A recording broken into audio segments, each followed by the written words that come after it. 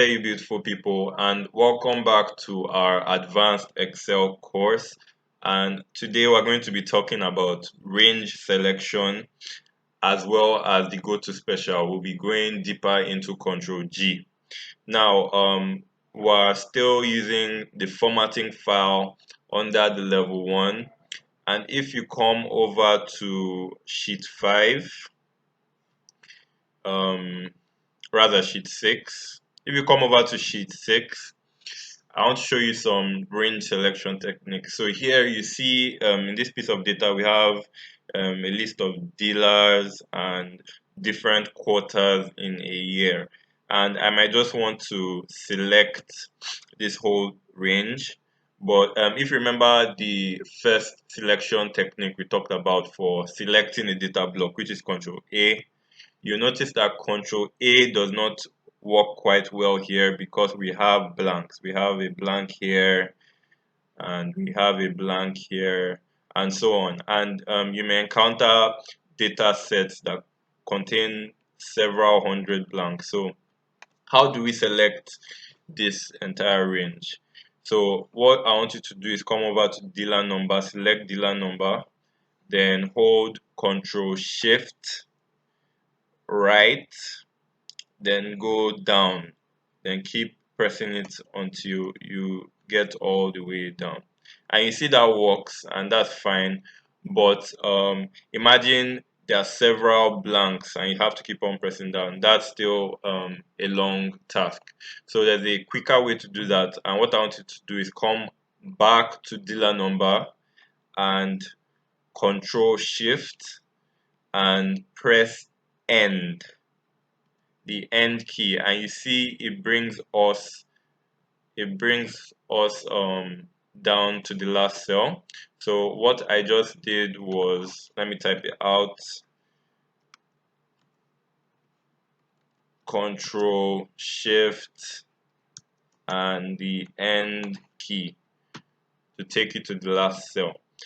Okay, but what if we have some, like a random, what if we had a random cell below the data block? Let's say we had, like, let's say a cell here that was filled with something like 3, but that's not what we want to select. We want to stop here. So how do we do that? So what we're going to do, we'll try the Control Shift end again and see what happens. Control Shift, and you see when I press N now, it includes this 3 because Excel thinks that it is part of what we want to select.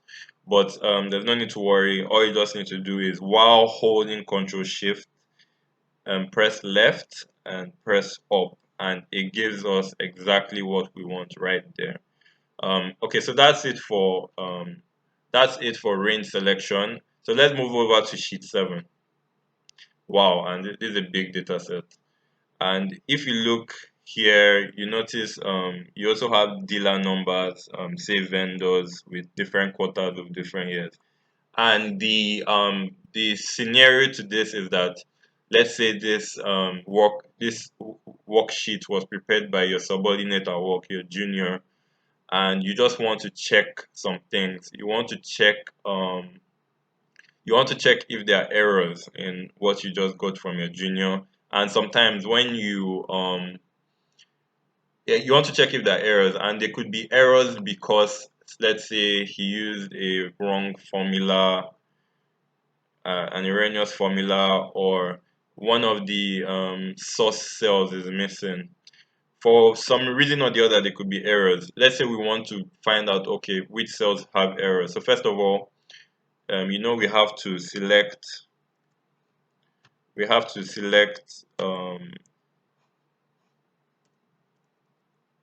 make out there.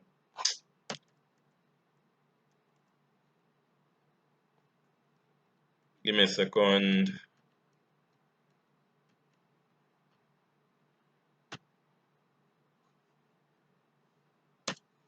Okay, we have to select the whole data block with Control A.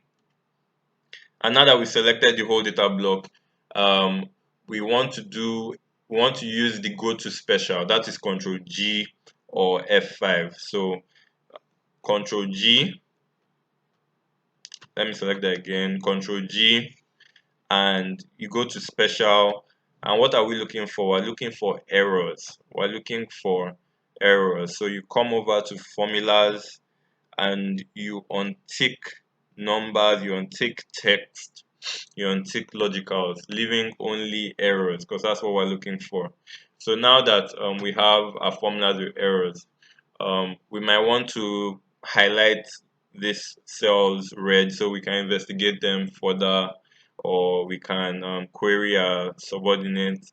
But remember, before you apply any formatting to these highlighted cells, do not click on another cell, because if you click on another cell, you will lose your selection. So I'm just going to quickly highlight the errors again, and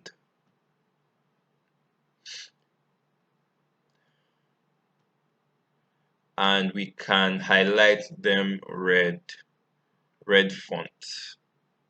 Okay, now something else that could happen here is, let's say your junior, your subordinate, was being lazy, and he didn't actually enter all the source. He didn't actually enter all the data. Maybe he was being lazy, and he by himself now started entering random figures. Let's say like here he entered, he put a random figure, let's say 54 times um 0.98 or something, so that out from the outside it looks as if, okay, it looks as if the correct data was actually entered, but it's actually a formula that was entered. So how do we find which cells are formulas to know if he filled it in himself? So what you can do is highlight the data block, Control A, go to Control G or F5, and when you do that and you come over to special, you will look for formulas, which could be numbers, text, or logicals, but not errors. So you untick errors, leaving formulas. So you want to know which cells did he manually enter um, formulas into. And you can see some cells are highlighted here. So you could also, let's fill those cells yellow, right? And we could also want to find, okay, which cells are blank. And we do Control A, again, Control G, special, and we tick blanks. And let's fill them red. Okay. So here you can see we've done some, we've used go to special to find some special kinds of cells within a data block. So let's move on to sheet 8. Okay, and in sheet 8, what you see here, you have different vendors, different dealers with some amounts, maybe the amounts they sold or something. And sometimes when you import data from an external source, say an ERP or something, it may have this kind of presentation instead of this. So what it's actually meant to be, it's meant to be dealer 1 in these cells, is meant to be dealer 2 also in these cells, and like this. So um how do we fill these cells with the right data, with dealer 1, this one's with dealer 2, dealer 3, and so on? So what would the logic would like to apply here is to enter formulas for all of them that says refer to the cell on top, right? We want to apply that. If you can apply that logic in all these empty cells, if this one refers to the cell on top, the one below it refers to this, it will fill in perfectly. So how do we do that? So what I want to do, I want to highlight this whole range down to the end using Control Shift and end. Then we go left, so we only have this dealer area. And while we do this, we can press Ctrl G, go to special, and what kind of cells are we looking for? We are looking for the blank cells, right? So you press OK, and while the blank cells are highlighted, remember, don't click on an empty cell, if not you lose the selection. While the blank cells are selected, we just, without pressing on any other cell, we enter the formula that says equal to, then we select dealer 1. Then also, don't press enter just yet. What I want you to do is press Control Enter, and you can see it gives us exactly what we want here. It has filled it in perfectly.